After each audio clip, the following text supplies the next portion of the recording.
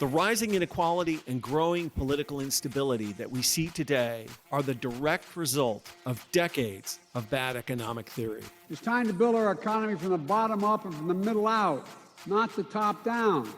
Middle out economics is the answer. Because Wall Street didn't build this country. Great middle class built this country.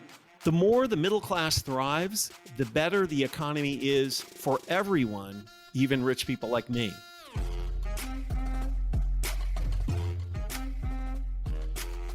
This is Pitchfork Economics with Nick Hanauer, a podcast about how to build the economy from the middle out. Welcome to the show.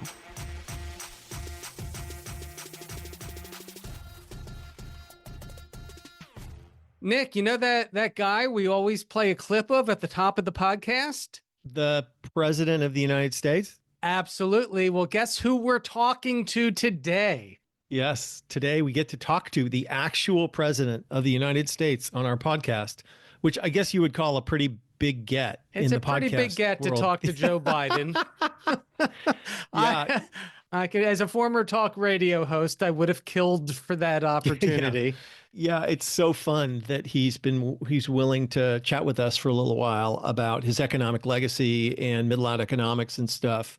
Obviously, the man accomplished so much and was such a transformational president. Such a shame that the orange one is going to try and screw it all up. But who cares about that right now? Today, we get to talk to the President of the United States about middle out economics. So let's go do that.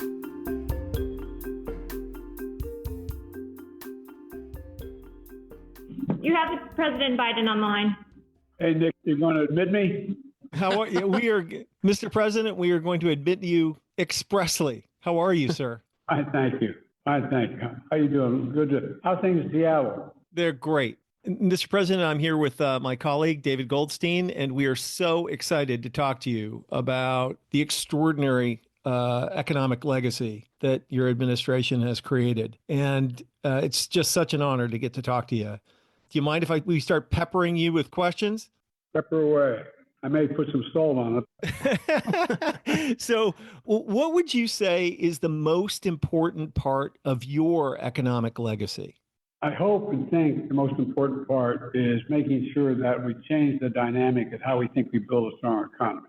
And by that I mean, and I know you use the term as well, the stronger the middle class is, the better everybody is. The poor have a way up and the wealthy still do well. And so I've come from a background where when I grew up in Scranton, Claremont, Delaware, Wilmington, Delaware, where a lot of hardworking people, some of them pretty well educated, and still struggle like hell. My dad used to say that, Joe, they talk about trickle-down economics. The wealthy do well, trickle down to all of us. It doesn't ever trickle down on my kitchen table. And my dad was a well-read, good, hard-working man. And the other thing, Nick, is I drives my staff crazy, including some of my economists. One of the things that I think is important is to try to establish a principle that we can say is a principle that the United States of America has attempted to abide by, but it didn't do it very well, which is that when a president goes and spends taxpayers' money, he should spend it by buying an American product, whatever it was, and by hiring American workers to get it done. For example, if you're going to build a new aircraft carrier and replace a deck on an aircraft carrier, you use American metal and you use American workers.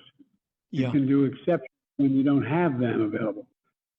Granted, as your old buddy points out, who works with me, that's not what grew the economy. What that sets the principle is investing in America and Americans. We have the best workers in the world. We have the greatest opportunities in the world. And so for me, it was to focus on the middle class. The middle class built this country. Wall Street didn't build this country. The middle class did. And unions built the middle class. I say it again, unions built the middle class. There would be no middle class in this country were it not for the fact unions existed and were strong. But they've really been undermined for a long time. So I focused a lot on reaching out to the union movement to get them up and running again like they never have been before. I know I'm labeled the most pro-union president in American history. I'm proud of it. But I think that's who we are. And all these are hardworking people who are middle-class folks who have gone out and want a fair return on their wage. One other thing that drives my economic staff crazy for me saying this, but I really mean it. One of the most important things about this is that we have the best damn workers in the world, most qualified workers in the world. That's not hyperbole. You know, I really ripped into the union movement for this privately with them. I said, you guys don't talk about how hard it is to get your license to be an electrician or to be anything else. For example, the average person out there thinks, Nick, if you ask them, that I want to be an electrician. Okay, I go to school for 6 months, I get a license, and I can be an electrician. 5 years. Yeah. 5 damn years. Apprenticeship program. You get paid, not what you get paid once you become a union member. And one of the things that always was the case, you heard a lot from, I come from the corporate state of the world, Delaware. More corporations are incorporated in Delaware than every other state in the union combined. And so I'm used to corporate power. The fact of the matter is, everybody said, well, all unions do is raise the cost of products. Well, that's much malarkey.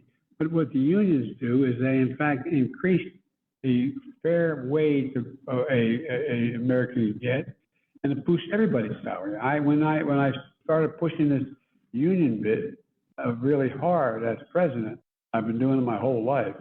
What I did was I made sure that we went out there and made the case that it also helps everybody. For example, I had the Treasury Department do a study. When union wages increase, what happens to the rest of the wages? Well, the average person say that it's going to cost me more money. Well, the truth of the matter is it raises the salaries of everybody. Yeah. Everybody. So what I've tried to do, and I know I'm not talking like an economist here, but what I tried to do is start and talk to people where they live, how they think, what moves them. And what moves them is when they realize, holy mackerel, I can do this. And you have 60% of the population never went to college. These are people who are hardworking folks. Well, they have the capacity to do great things. Yeah. And I'm talking too much here, but look, I took on big corporations to increase competition, lower costs, and support small business as well. For example, I've been a pain in the neck for the industry that does all the prescription drug stuff. Well, you know, I can put you in Air Force One with me tomorrow, and you take a prescription from a major drug company in the United States, and I can fly you to 20 cities around the world where you'll receive 40, 60% less for that same prescription, for that same exact prescription. So that's why we went after, we're the only ones that are off limits for Medicare to negotiate with were the drug companies. And everybody said, that's going to cost all my right-wing and very conservative friends, that's going to cost the government a lot of money. Well, guess what? We passed that prescription drug bill, and we've saving over the next 10 years $160 billion in taxpayer money. Right. $160 billion. I'm talking more like what I was, a history major and an international relations major than an economics major. But we're talking in normal terms with people. And so I guess what I'm trying to say is that the result has been 16 million jobs, lowest unemployment of any president in 50 years. Collective bargaining is doubling the union election petitions going on. Took on big corporations, lowered costs. Lowered costs for, as I said, for everything from hearing aids, prescription drugs, to all these hidden fees that we have, the junk fees. Well, there's no rationale for that. I know you know this better than I do. Yeah. But, you know, an overdraft in a bank, they're charging $35 for an overdraft. Well, guess what? It's $5 now. Ridiculous. It doesn't cost them $35 goddamn darn dollars. No. To pay for an overdraft. Same way with talking about, credit cards. But look, got about 20 million new business applications, doubling black business ownership. Hispanic ownership is up 40%. My dad used to have an expression. Everybody deserves an even chance to go in. Just a shot. No guarantee, just a shot. People weren't even getting a shot before. But I'm talking too much. I'm a little excited about this. No, it's awesome. We're excited to have you talking this much. Obviously the economy hasn't been perfect over the past 4 years. We had that post-COVID spike in inflation, and of course, interest rates continue to remain high. But you were talking about how great the economy is doing. I'm curious, how is the U.S. economy doing compared to the rest of the world? And how do you attribute its relatively strong performance? We're doing better than any other major industrial nation in the world, period. The only advantage being an old guy in the presidency, I know more heads of state than any president ever sat in this chair. And all the time, they're talking about us. What are we doing? I go to these international meetings. We're doing better than any other economy in the world. And look, obviously the past 4 years haven't been perfect, but look, the fact is that the pandemic really disrupted our supply chains and increased inflation. I was talking about, it was pointed out to me by the staff, I just thought I was just doing what everybody else was doing, using supply chains, talking about that before I ran for office. Because what was happening is with the pandemic, it's so badly handled. There were people shutting down, business shutting down. And one of the areas was, I remember I'm sitting behind the Resolute desk right now. And I got a couple staff in front of me. I remember saying to my foreign policy staff, I want to go to South Korea. What do you want to go to South Korea for? I said, because I want to talk to South Koreans about chips and science. We invented those damn computer chips. We, United States, we used to have 40% of the market. And then what happened was, as time moved on, it all went overseas because this is all the case, and I was learned in Delaware for all those years as a senator, is that, the corporate America started to decide what to do. What you want to do is you want to find the cheapest labor in the world, take your product there and have them build it and import it. Well, not me. I want to make sure we build it here and export it. And so what happened is that we found ourselves that we emerged from the pandemic really stronger, but it disrupted supply chains and increased inflation. And we found ourselves in a situation where it was very, very difficult to get anything moving. And all the people put out of work, but what's happened is since we took office, our economy has grown more than 12%, more than any other major economy in the world, any advanced economy. And incomes are up by $4,000 more than prices. Inflation's fallen back to pre-pandemic levels. Now we have, as I said, this whole notion about, I call it corporate greed, where you're talking about how they're charging for things that are hidden costs. And so, but it's no accident we did this by getting shots in people's arms and checks in their pockets. We got America back to work. We empowered them to get better jobs, better pay, organize more unions, and we're rebuilding our infrastructure. Remember, I think you were probably surprised, although you less than most people, because I think we agree. I don't want to ruin your reputation, but I think we agree more than we agree a lot. But all kidding aside, think about it. They told me I could never get an. Remember the last guy and the guy coming in, the same guy, said he declared infrastructure week. He declared it for 4 years, never built a damn thing. Well, they told me you couldn't get it done. We got $1.3 billion for infrastructure. Yep. How the hell can you be the leading nation in the world politically, economically, and physically without the best infrastructure in the world? Yep. And so we got it done. And then what happened was we found ourselves in a position when that occurred. We found out that remember the price of new cars skyrocketed. Yeah. Why did it skyrocket?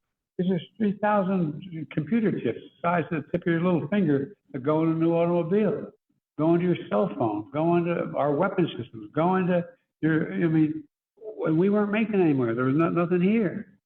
So I went to South Korea and sat down with Samsung and sat down with the president of South Korea and said, I want you to come and invest in America, your chip making. And guess what? Samsung came, invested billions of dollars here. We're not seeing the benefit of it yet because it's just being built. And I asked them, why America? This is the God's truth. Head of Samsung said 2 reasons. The safest place in the world for me to have my money invested, number one, and number two, you have the best workers in the world. And so that's grown for, I don't hold me to the exact number, but we've gotten a commitment of over, I think, $60 billion of investment in building these new fabs and these new facilities. And everywhere from Columbus, Ohio to Syracuse, New York to Alabama, to all across the country. And what that does, and what people don't realize, you do, but When these fabs are big as a couple football fields put together, where they're building these computers, you don't need a college degree to work there. Average salary is $102,000. So without a college degree, you can get a job for $102,000. You're in a situation as well where those same people are people who are, it takes a hell of a lot to build a building. So we significantly increased. Remember, well, how can we be a great manufacturing country? How can we be a country that building? Well, guess what? A whole hell of a lot of carpenters and cement masons and a whole lot of folks out there now having jobs. But the reason people haven't felt it yet, and the reason why I'm so anxious to talk to you and you talk about it, is that I know it's going to take time for this to happen. Yeah. So I think we've announced, I don't know, thousands of projects around the country for infrastructure and the CHIPS Act. But guess what? The fact is, it takes time to get them up and running. Yeah. And you may remember, no, they don't know yet, but they're going to know when, guess what? As I pointed out, when Samsung's going to invest, I forget how many billion outside of Columbus, Ohio. And they said in 1,000 acres, that called the Field of Dreams. So what's going to happen there is, when this investment takes place, first of all, it's going to generate a lot of economic activity in the greater region in southern Ohio, number one. But number two, in addition to that, when this sucker is built, guess what? They're going to be building more drugstores, barbershops, cleaning establishments. Everything's going to grow. But I knew it wasn't going to happen for a while. That's why it was really, it's like, oh, Biden's promising all these jobs and all this investment. Well, it hadn't come yet. Well, I guess it was, Time Magazine or something, saying, I'm paraphrasing, that Trump's the luckiest son of a gun in the world because Biden lives in an economy that can't fail, basically. Yeah. Look, and what I did was, and you may remember I got in trouble for it, we made significant investments in red states. We're investing more money in red states than in blue states. And the reason why I did that, I'm a president for all Americans. Yeah. And the idea is, because those red states had such lousy practices and were the ultimate practitioners of trickle down, how many factories closed? I'll bet you can name for me people you know growing up who say, my grandpa used to work at this factory. Yep. My father worked. But Mom, I got to move. There's no jobs here. What we're trying to do is restore some pride as well. So I'm excited about the way things seem to be moving. Yeah. And I think that growing from the middle out really makes a difference. No, absolutely. So you've spoken about, your commitment to worker power and unions, and you are undoubtedly the most, you're the only sitting president to ever join a picket line, which is quite an extraordinary thing. My question to you is slightly broader, though. Your approach to economic policy making was such a break from what people have done for the last 50 years, and certainly took lots of people, myself included, Democrats, by surprise, that just how bold you were willing to be.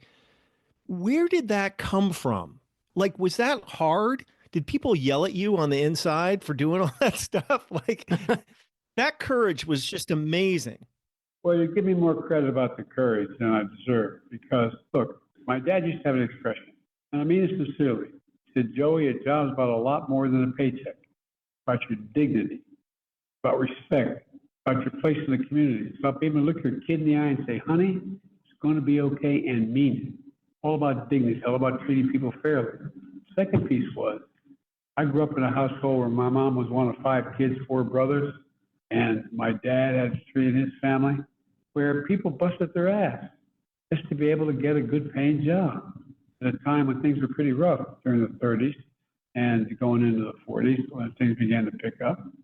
I talked a lot about the middle class as the basis for my reason for running for office. When I was a senator, people are now going back and figuring, I was told last night, I don't know this to be true. I forgot my communications staff said that Lawrence O'Donnell had a piece on where I was making a speech in 2019 about what we needed to do to grow the economy, and then showed the speech I made in Brookings 5 years later, or was it 5 years? 5 years later, when we did all of them. I was talking about the things that I wanted to do back in the teens, because I really believed it would work. I come from the corporate state of Delaware, the giant banking industry. And if I lived in New York and that was a major industry, I might not be able to get elected. But Delaware was small enough that I could say what I meant, and yet I could show up in people's living rooms. I could show up in town meetings. I could show up and explain in plain English what I meant. And it was hard to distort what I meant. And so that, I'm not sure I could have done it had I represented the state of California, even though it's much more liberal than my state.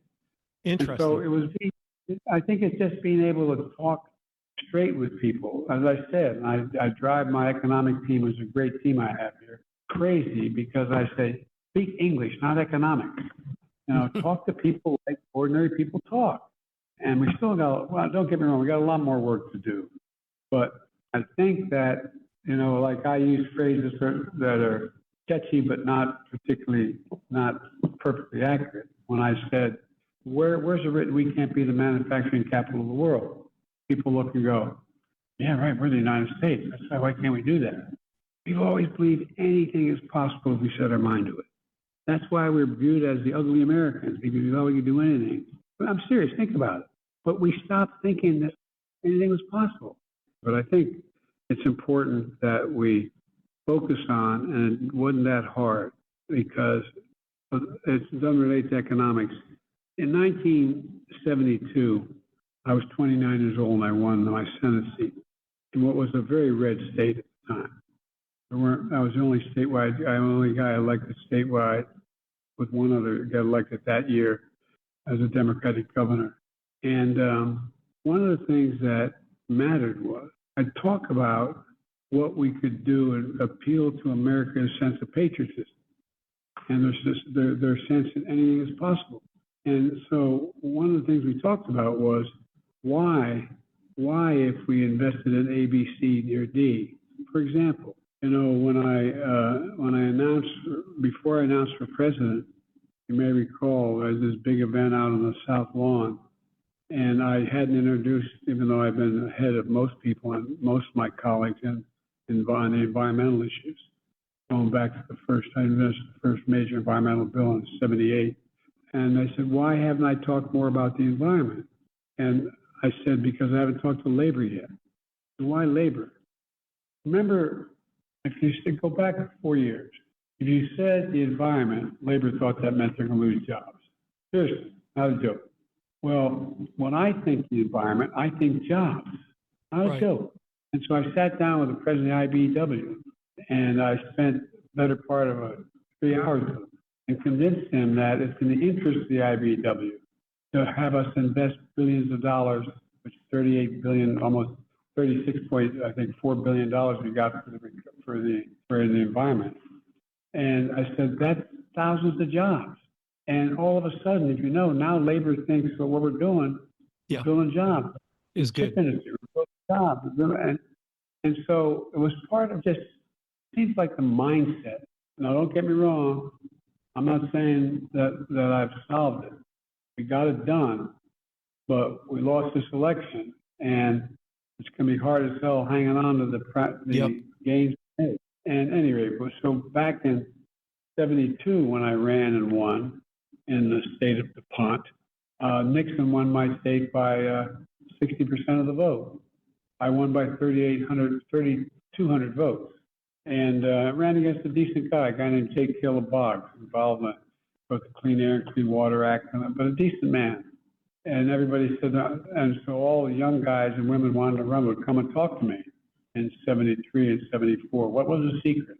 I said, the biggest, most important secret for you to learn is what is worth losing over? What are you willing to lose over rather than change your view? And I said, because people reward you for that if you explain it to them. And I think when you asked me about what was hard, it wasn't hard. There was no reason to have this damn job unless we could do something about the economy and foreign policy. Yeah. And I'm around enough to know what I wanted to do. That's great. Mr. President, on this podcast, we always ask our guests one final question, and we're going to put it to you. Okay. Why do you do this work? I guess I do it because of the family I was raised in and the neighborhood I come from. It was all about everybody has an obligation. to make sure the other guy next door is helped out a little bit. And I didn't start off wanting to do this. I started off because I got involved in the civil rights movement. I wasn't in great shape. I was a kid. When I moved from Scranton, where there were very few African Americans, when coal died, we had to move and find work. Moved back to Delaware. My dad had gone up to junior and high school, but it was all about, you look out for the other guy a little bit because and you expect them to look out for you a little bit. And as I said, my dad was one of those guys who thought everybody deserved a chance. Everybody deserved an equal chance. No guarantees, just a shot. And it's becoming clearer and clearer. There was no shot for a whole hell of a lot of people. And it's also selfish. The better they do, other people, the better I do, the better the community does. Yeah. And I think we could have lost that notion too. And that's why, but anyway, I got involved in the civil rights movement as a kid, moved to Delaware where they have the 8th largest black populations, percent of population in the country. For a great shame, we were a slave state. We fought on the side of the North. But I got involved in trying to reform the Democratic Party, which was much more conservative than the National Democratic Party at the time. And when Dr. King was assassinated, we had a Democratic governor who insisted that they be placed on every corner in the city of Wilmington. The National Guard with drawn bayonets for 10 months. I quit the law firm I had gone to work for, and I became a public defender. And that went on from there. Wow.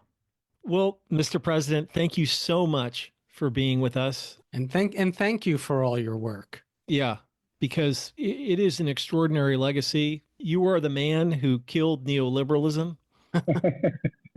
We and the country will be forever in your debt for having done it.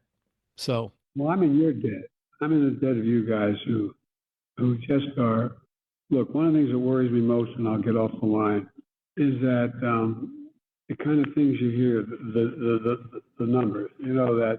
That survey done by the Michigan survey, how people feel about this. I think it's between 65, 67% of American people think they're better off than they were before we got elected in the last 4 years. But when asked, what do you think, do you have a positive view of the direction of the economy? I think it's like only 34% have a positive view. And I think that's because the press isn't the way it used to. And they're good people. Don't get me wrong. But let me put it this way.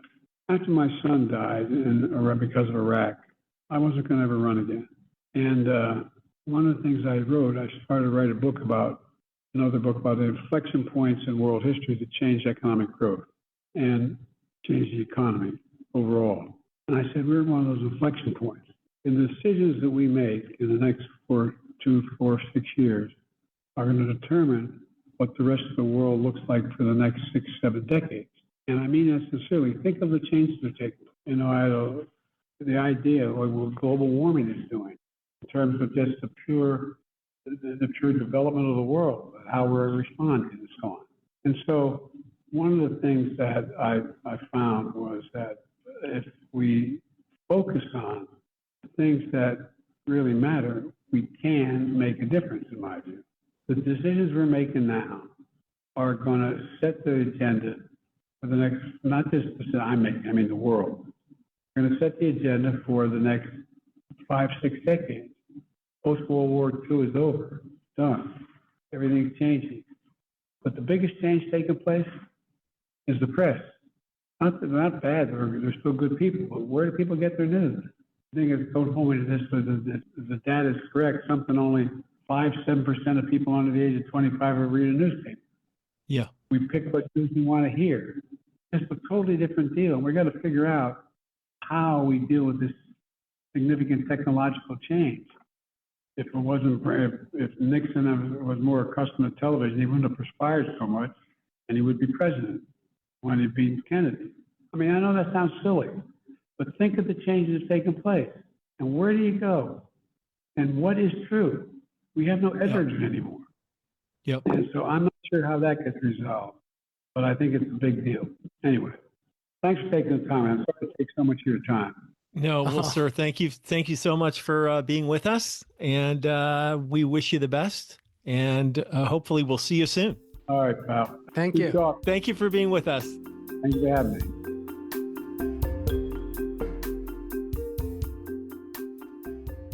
I got to say, Nick, this isn't economics, but I just want to reiterate what the president just said about, really, he was talking about at the end, the failure of journalism. The reason why most people don't understand how good the economy is or how much the president has done and how well he has set up our economy for the future, I think is at least partially a failure of journalism to educate the American people. Yeah. I know a lot of other journalists won't want to hear it. And maybe the president's staff didn't want him to go there. I've got no idea, but I'm with him 100% on this. No, I mean, it's obviously a tragedy that 9 out of 10 Americans couldn't name 3 of the economic accomplishments, probably, right? It's so sad. But, it still was fun to talk to him. And, Absolutely. the thing, I did 1 hour and a half or 2 hour one-on-one with Joe Biden before he ran for president. And the thing that really came through for me in that conversation before he ran was that his guiding sort of political philosophy, his guiding principle was that it was all about the middle class, that he just thought that if you took care of middle class people, then then the country would be fine. And I don't think that there's a better heuristic for governance Right. than that. I think under any circumstances and for all time, you show me a political system that governs to ensure that the median family is thriving, I will show you a successful society. I don't think you could find a counterexample. And that, Nick, is one of the strengths of middle out economics, Right. both in theory and in practices. That's You right. don't have to understand why it works in order to be successful by adhering to its heuristics, Yeah. to that rule of thumb. When the Right. middle class is strong, America is strong. What's good for the middle class is good for America. When you Yes. grow the economy from the middle out, everybody benefits. And he didn't just say these things. And that was really important. The leadership he provided, obviously, there were chinks in the armor of neoliberalism well before he took the White House. But that leadership that he provided, I think just people underestimate how consequential it was, how consequential it was for a president of the United States to join the picket line Yeah. of striking auto workers. Never before in our history. And if you look back and you remember what happened, he did that.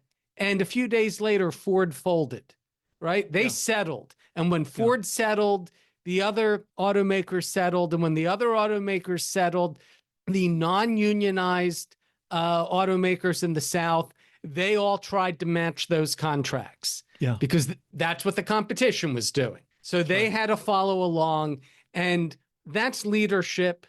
And, who knows what will happen over the next 4 years. You know me, I'm really pessimistic about the state of our democracy, whether we'll even be allowed to have real elections again. But if we do, I'm pretty confident that his legacy, historians will look fondly on his legacy, particularly in terms of his economic policy and narrative. Yes. Yeah, absolutely. Joe Biden may be out of the White House, but we're definitely going to continue the fight. I think that the American people are going to get a huge serving of trickle-down economics over the next couple of years. I just don't think there's any way that the Republican Party won't revert to their tax cuts for the rich, deregulation for the powerful, and wage suppression for everybody else. I just don't think they can help themselves. But we will be here. We'll be here reminding people that that choice was a terrible choice. Yeah. And that there's a better way. What could have been and what could be, again, to paraphrase the words of Milton Friedman, when the crisis comes, what takes the place are the ideas that are lying around. So for the next 4 years, we'll just have to continue to promote these ideas.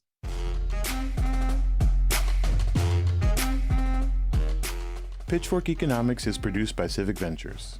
If you like the show, make sure to follow, rate, and review us wherever you get your podcasts. Find us on other platforms like Twitter, Facebook, Instagram, and Threads at Pitchfork Economics. Nick's on Twitter and Facebook as well, at Nick Hanauer.